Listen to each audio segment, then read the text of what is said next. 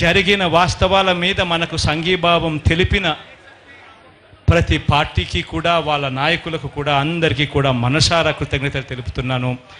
మనందరి తరపున వైఎస్ఆర్ కాంగ్రెస్ పార్టీ తరపున.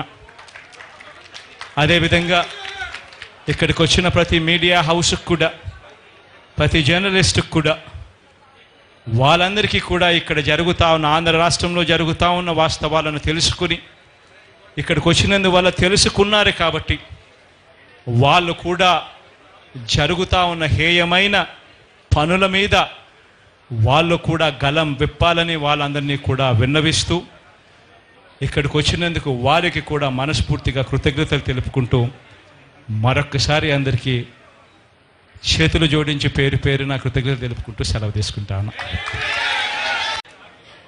జరిగిన వాస్తవాల మీద మనకు సంఘీభావం తెలిపిన ప్రతి పార్టీకి కూడా వాళ్ళ నాయకులకు కూడా అందరికీ కూడా మనసారా కృతజ్ఞతలు తెలుపుతున్నాను. మనందరి తరపున వైఎస్ఆర్ కాంగ్రెస్ పార్టీ తరపున.